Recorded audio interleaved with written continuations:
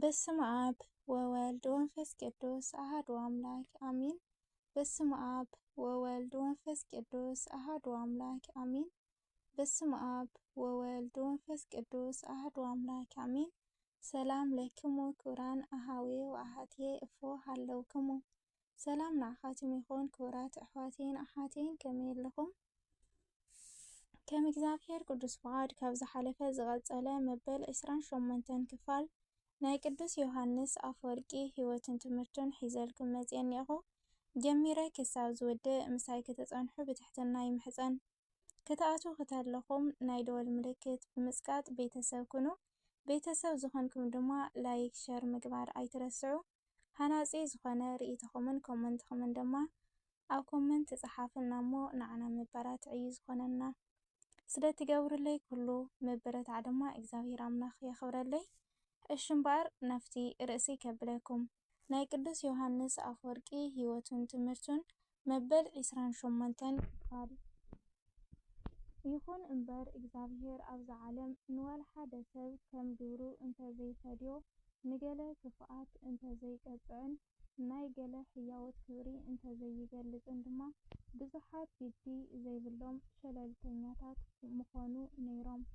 ሓጢአት ቅፅዓት ዘይብሉ ጽድቂ ድማ ዋጋ ዘይብሉ ዝመስሎም ሰነፋት ሰባት ሓሳባቶም ትኽክል ምመሰሎም ነይሩ። በዚ ምክንያት እዚ ድማ ንሓደ ሓደ ሕጊ ይቐፅዖም፣ ንኻልኦት ድማ ትሚሉ ይርእዮም። በዚ ተግባር እዚ ድማ ነቶም ዝተቐፅዑን ነቶም ዘይተቐፅዑን ንክልቲኦም ይጠቕሞም። ነቶም ዝተቐፅዑ ብተግሳፁ ከም ዝእረሙ ክገብሮም ከሎ፣ ነቶም ዘይተቐፅዑ ድማ ካብቶም ዝተቐፅዑ ተማሂሮም ንኽእረሙ ዕድል ይህቦም። እዚ ድማ ባዕሉ ጌታና መድሃኒና ኢየሱስ ክርስቶስ ካብ ዝተዛረቦ ንጹር ኮይኑ ንረኽቦ። ብዛዕባ እቶም ግንቢ ፈሪስዎም ዝሞቱ ሰባት ምስ ነገርዎ ከምዚ ብምባል መለሰሎም። ወይሲ እቶም ኣብ ሰሊሆም ግንቢ ዝወደቖም እሞ ዝቐተሎም 18 ካብቶም ኣብ ኢየሩሳሌም ዝነብሩ ኩሎም ሰብ ዝበዝሕ ሓጢአት ዝነበሮም ዶ ይመስለኩም? ይብል ሉቃስ ወንጌል ምዕራፍ 13:4።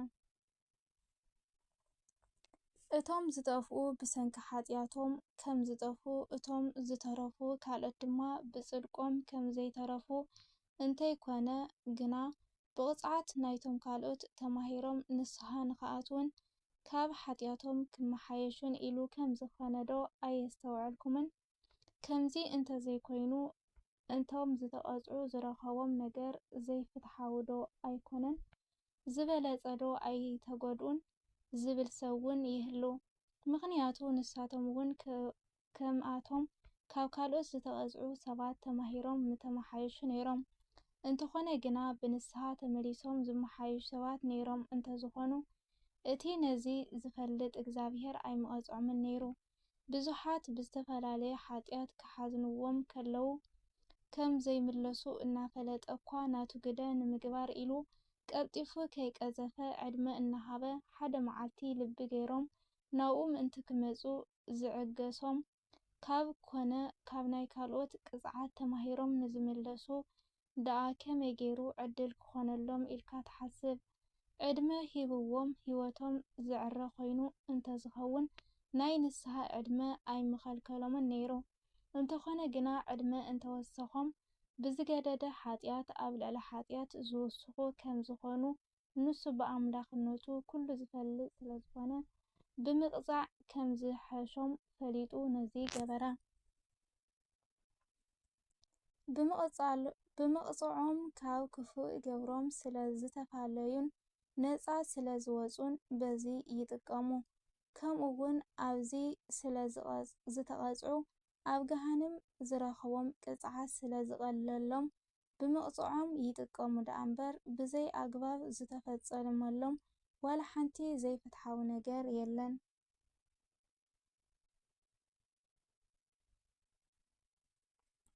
እቶም ዘይተቐፅዑን ከምኡ ኣብቶም ዝተፈፀሙ ዘይፍትሓዊ ነገር የልቦን። ፍቓደኛታት እንተኾይኖም ናይ እግዚአብሔር ትዕግስቲ ብምድናቕን ብዝተዋሃቦም ናይ ንስሐ ዕድል ብምጥቃምን ነቶም ዝተቐፅዑ ሰባት ዝበፅሖም ብምርኣይ ሓደ መዓልቲ ካብ ክፉእ ግብሮም ወፂኦም ንርእሶም ብናይ ጽድቂ ጎደና ክመርሕዋ ይኽእሉ እዮም። በቲ ክፉእ ግብሮም እንተቐጺሎም ግና እቲ ክምለሱ እሞ ክድሕኑ ኢሉ ዕድል ዝሃቦም እግዚኣብሔር በዚ ምኽንያት ተወቃሲ ኣይኸውንን። ንሳቶም ግና ነቲ ናይ እግዚኣብሔር ዓብዪ ትዕግስቲ ስለ ዘይተጠቐምሉ ይቕሬታ ዘይግብኦም እዮም። እዚ ሓሳብ እዚ ሓጢአተኛታት ስለምንታይ ኩላቶም ኣብዚ ምድሪ ከም ዘይቅፅዑ ንምርኣይ ጥራሕ ዘይኮነስ ንኻልእ ካብዚ ዘይነኣስ ነገር ከም መረዳእታ ጌርካ ምጥቃም ይከኣል እዩ። እዚ ካልእ ነገር ከዓ እንታይ ይመስለኩም? እግዚኣብሔር ኣብ ኩሉ ሰብ ከከም ሓጢአቱ ዝግብኦ ቅፅዓት እንተዘምጽእ ነይሩ ዘርኢ ናይ ወዲ ሰብ ቅድሚ ብዙሕ ዓመታት ምጠፍአ ነይሩ። ዘርኢ ወዲ ሰብ ካብ ትውልዲ ናብ ትውልዲ ናይ ምትሕልላፍ ነገር መኸተመ ወይ ከዓ መብቅዕ ነይሩ። እዚ ሓቂ ምዃኑ ንኽንርዳእ ነቢይ ዳዊት ከምዚ ብምባል ዝተዛረበ ቃል ንስማዕ። ኦ እግዚኣብሔር በደልና እንተዘጸባጸብስ ኦ ጎይታይ ካብ ኩነኔስ መን ክመልቕ ይኽእል ይብል። መዝሙረ ዳዊት 130:3። እዚ ቃል እዚ ንእሽተይ እትው ኢልካ ምርኣይ ጽቡቕ ኮይኑ እንተተረኣዩካ እቲ ቅኑዕ ነብስኻ ናይ ምርማር ጉዳይ ንነብሲ ወከፍ ሰብ ንርእሱ ገዲፍና ኩሉ ተስማዕሚዑ ዝገበሮ ሓጢአት እስከ ንተዓዘብ። ብድሕሪዚ ብነብሲ ወከፍ ዝገበርናዮ ሓጢአት እንተዝዕቀንስ ነይሩ ቅድሚ ክንደይ ዓመታት ክንጠፍእ ይግበአና ከም ዝነበረ ንጹር ኮይኑ ክንሪኦ ኢና። ጎይታና ንሓዉ ኣተዓሻ ዝበለ እውን ገሃነም እሳት ክፍረድ እዩ ይብለና። ማቴዎስ ወንጌል ምዕራፍ 5:22። እስኪ ካብ ማእኸልና በዚ ሓጢአት እዚ በዲሉ ዘይፈልጥ ይህሉ ዶ? ስለዚ ቅድሚ ብዙሕ ዓመታት ቅድሚ ብዙሕ ዘመናት ጠፊእና ናብ ገሃነም ተደርቢና ነርና ማለት እዩ። ደጊሙ እውን ማሕላ ዝመሓል ካብቲ ክፉእ ካብ ዲያብሎስ እዩ ይብል። ማቴዎስ ወንጌል ምዕራፍ 5:37። እስኪ ማሕላ ምሒሉ ዘይፈልጥ መን እዩ? ዘይምምሓል እሞ ይትረፍ ብሓሶት ምሒሉ ዘይፈልጥ ኣሎ ዶ? ንጓል ኣንስተይቲ ርኡ ዝምነያ ኩሉ ብልቡ ፈጺሙ ኣብኣ ዘመወ ይብል። ማቴዎስ ወንጌል ምዕራፍ 5:28። ካብዚ ሓጢአት እዚ ብዙሓት ንጹሃን ኣይኮናን እሞኸ እዞም ፍሉጣት ሓጢአታት ከምዚ ዝበሉ ከበድትን ነብሲ ወከፍ ከቢድ ቅፅዓት ዘስዕቡን እንከለዉ ኣብ ርእሲኦም ድማ ነብሲ ወከፍና ብሕቡእ ንሰርሖ ሓጢአት ክሳዕ ክንደይ ዝኣክል ምዃኑ ጽቡቕ ጌርና እንተሓሲብናሉ ናይ እግዚኣብሔር መለኮታዊ ሓለውኡን መግወቱን ነብሲ ወከፍ ሓጢአትና ከም ዘይቐጽዐናን ኢና ንርዳእ። ስለዚ ሓደ ሰራቒ ገንዘብ፣ ኣሳዳዲ፣ ዘራፊ፣ ኣመንዝራ፣ ሰብ ዝገፍዕን ዝብድልን፣ ቀታሊ ነብሲ ወዘተ ዝኾነ ሰብ ከይተቐጽዐን ከይተቐዘፈን ምስ ትርኢ ንሕሊናኻ ኣብ ገዛእ ርእስኻ ሓቀኛ ፍርዲ ጌርካ ሽም። ብድሕሪዚ ክሳዕ ሎሚ ዝገበርካዮ ሓጢአት ብምልኡ ሓደ ብሓደ ክትዝክሮ ፈትን። በዚ ድማ ነብሲ ወከፍ ሓጢአት ብቕጽበት ብመቕጻዕቲ ምቕባል ከመይ ዝበለ ከቢድን ኣሸጋርን ከም ዝኾነ ኣብ ነብስኻ እንተኾይኑ በቲ ዝስምዐካ ስምዒት ክትርድኦ ትኽእል ኢኻ። እንተኮነ ግና ከምቶም ብዛዕባ ካልኦት ዘውርዩን ከምቲ ኣብ ካልኦት ንዝኸውን ነገር ኣጽኒዖም ዝምርምሩን ኣቐዲሞም ናይ ገዛእ ርእሶም ሓጢአት ስለ ዘይርእዩ በዚ ምኽንያት እዚ ብዙሓት ሰባት ፍረ ዘይብሉን ትርጉም ዘይብሉን ዘረባ ንምዝራብ ልሳኖም ይቕልጥፍ። ነብሲ ወከፍ ሰብ ናይ ነብሱ ኣብ ውሽጡ ሓቢኡ ናይ ካልእ ሰብ ጉዳይ ጽኑዕ ምርመራ ይኸውን። ንሕና ግና ካብ ሕጂ ንደሓር ከምዚ ኣይንግበር፣ ብኣንጻር ናይዚ ደኣ ንግበር። ከምኡ ድማ ዝኾነ ይኹን ጻድቕ ሰብ ክቕጻዕን መከራ ክፍተንን ከሎ እንተረኣኻ ንኢዮብ ዘክሮ። ምኽንያቱ ዋላ ሓደ ጻድቕ ካብ ኢዮብ ዝበለጸ ጻድቕ ስለ ዘይኸውን። ብዙሕ መከራ ዝቕበል ሰብ እኳ እንተዝሃለወ ከምቲ ናይ ኣቦና ጻድቕ ኢዮብ ዝተቐበለ ግና ኣይተቐበለን። ነዚ ኣብ ሕሊናኻ ሒዝካ ንጎይታኻ ምውቃስ ኣቋርጽ። እግዚአብሔር ነዚ ሰብ መከራ ክቕበል ስቕ ኢሉ ይረአዮ። ረሲዕዎ ወይ ገዲፍዎ ግን ኣይኮነን። ናይ ዓወት ተኽሊል ክህቦን ዝኸበረን ዝተፈላለየ ንኽገብሮን ኢሉ እዩ። ሓጥእ ሰብ ክቕጻዕ ምስ ትርኢ ነቲ ኣብ ዓራት 38 ዓመት ዘሕለፈ መጻጉዕ ዘክር። ምኽንያቱ ንሱ ብዝገበሮ ሓጢኣት እዩ ለሚሱ። ጐይታና ድማ እንሆ ሓዊኻ ኣለኻ፣ ካብዚ ዝገደደ ከይረኽበካ መሊስካ ሓጢኣት ኣይትግበር በሎ። በዚ ምኽንያት እዩ ድማ ከምኡ ዝበሎ። ዮሃንስ ወንጌል ምዕራፍ 5:14 ክንቕጻዕ ከለና ናይ ሓጢኣትና ፍዳ ኢና ንኸፍል፣ ኣብ ናይ ጽድቂ ህይወት እናነበርና መንከራ እንተበጺሑና ድማ ንኽብሪ ምዃኑ በዚ ንርዳእ። ስለዚ ኣብ ሓጢኣት እንሃሉ ኣብ ጽድቂ ቅፅዓትን ተግሳጽን ጠቓሚ እዩ። ሓደ ግዜ ክቡራትን ካብ ካልኦት ዝተፈለናን ይገብረና። ነብስና ንገዝእ ንኽንኸውን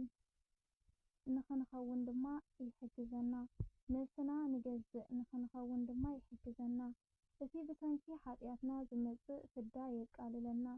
ኣብዚ ዝቕጻዕን ንቕጽዓቱ ድማ ብትዕግስትን ብምስጋናን ዝቕበል ሰብ ኣብ ገሃነም ዝቐረቦ ቅጽዓት ቀሊል ከም ዝኾነሉ ከረድእ ከሎ ቅዱስ ጳውሎስ ከምዚ ይብል፣ ጐይታ ክፈርደና ከሎ ግና ይቐጽዐና እዩ ዘሎ። እዚ ከኣ ምስ ዓለም ምእንቲ ከይንኹነን ኢሉ እዩ ይብለና። ቀዳማይ ቆሮንጦስ ምዕራፍ 11:32። ስለዚ ነዞም ነገራት እዚኣቶም ፈሊጥና ተረዲእናን ኣብ ናይ እግዚአብሔር መግቦት ዘለና ኣተሓሳስባ በዚ ኣግባብ እዚ ነስተኻኽሎ። ናይ ንእግዚአብሔር ነቐስትን ልሳን ድማ ትም ነብለን። ክፍጸሙ ንሪኦም ዘለና ነገራት ዋላ እኳ ነዚ ናትና ናይ ምፍላጥን ምርዳእን ዓቕሚ ደረት ዝሓለፉ እንተኾኑ፣ ካብዚ ዝተለዓለ ናትና ህይወትን ጉዳይን ኣብ ትሕቲ ናይ እግዚአብሔር መግቦት ከም ዘይኮነ ጌርና ኣይንሕሰብ። እንተኾነ ግና ንኣምላኻዊ መግቦት ንምርዳእን ንምፍላጥን ብዝከኣለና መጠን ተረዲእና ካብ ዓቕምና ንላዕሊ ንዝኾነ ድማ ዘይምርመርን ዘይብጻሕን ምዃኑ ኣሚንና ንጥበቡ ንፍልጠቱን ኢድና ንሃብ። ምስኡ ብዝግባእ ቀሪቡ ንዘይተዛረበ ሰብ ናይ ካልእ ሰብ ጥበብን ስርሕን እኳ ብቐሊሉ ኣጻሪኻ ምፍላጥ ዘይከኣል ካብ ኮነ፣ ካብዚ ንላዕሊ ኣዝዩ ረቂቕን ዓሚቝን ንዝኾነ ናይ እግዚአብሔር ደረት ዘይብሉ መለኮታዊ ሓለውኡን ንምርዳእ ንሕና ወዲ ሰብ ከመይ ጌርና ክንኽእሎ? ሐዋርያ ቅዱስ ጳውሎስ ከምዚ እናበለ የደንቕ እሞ ንሕና ድማ ምስኡ ሓቢርና ንእግዚአብሔር ነደንቖ።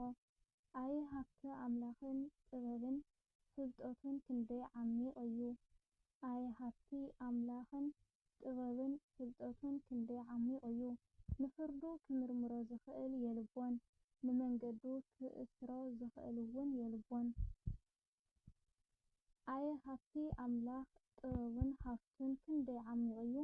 ንፍርዱ ክምርምሮ ዝኽእል የለን፣ ንመንገዱ ክኣስሮ ዝኽእል እውን የለን።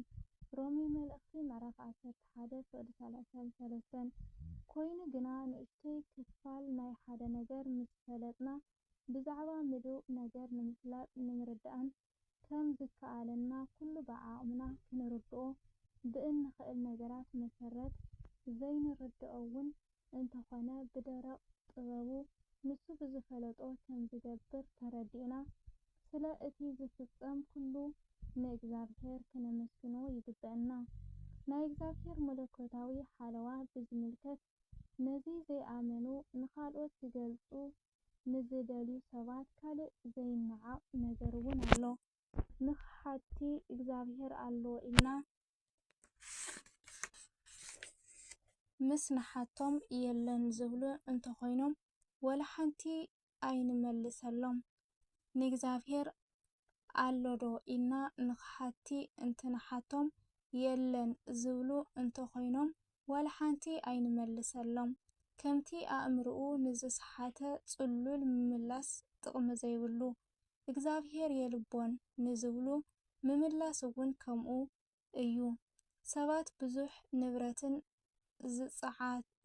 ዝፀዓነት እንተኾነ ግና ዘዋሪ መራሒ ዘይብላ መርከብ ኣንፈታ ሓልያ ሓንቲ ማይል እውን ትኹን ኣብ ልዕሊ ባሕሪ ብፅቡቅ ኩነታት ክትኸይድ ዘይትኽእል ካብ ኮነ እዚ ኣብ ውሽጢ ብዙሓት ሰባት ዝሓዘ ካብ ብዙሓት ዝተፈላለዩ ነገራት ዝተሰርሐን ዝተረኸበን ዓለም እውን ዝመርሖን ዝቆፃፀሮን ህልውንኡ ዝሕልወሉ ኣምላኽ እንተዘይህሉ ነይሩ ክንድዚ ዝኣክል ብዙሕ ዘመን ስርዓቱ ሓልዩ ክጓዓዝን ክነብርን ኣይኽእልን ነይሩ።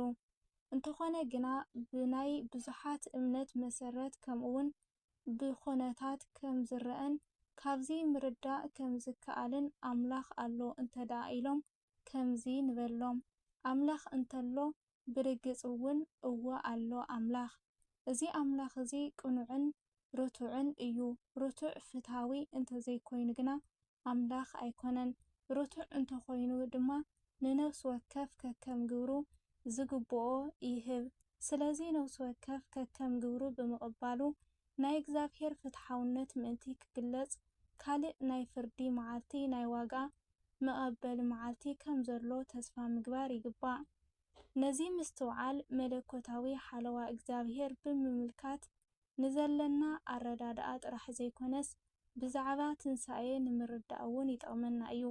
ንሕና እውን ንኻልኦት ንምሃር እቲ ኣብ ልዕሊ ፈጣሪኦም ዝኽፈት ኣፎም ትም ነብሎ ንሕና ባዕልና እውን ብኩሉ ነገር ነኽብሮ ናቱ ረድኤትን ሓለዋን ብዝበለፀ ንረኽቦ ብሓቂ ካብቲ ክፉእ ዝኾነ ነምልጥን ነቲ ዘይሓልፍ ዓለምን ጽቡቕ ንረኽቦ ድማ በዚ እዩ። ብጎይታናን መድኃኒናን ኢየሱስ ክርስቶስ ሰብ ምፍታውን ምሕረቱን ብኡ እውን ካብኡን ምስጋና ንናይ ባህሪ ኣቦኡ ኣብን መንፈስ ቅዱስን ሎምን ኩሉ ጊዜን ክሳዕ ዘለዓለም ይኹን ኣሜን ኣሜን። ናይ ቅዱስ ዮሃንስ አፈወርቂ ሕይወትን ትምህርትን መበል 28 ክፋል ኣብዚ ተፈጸመ።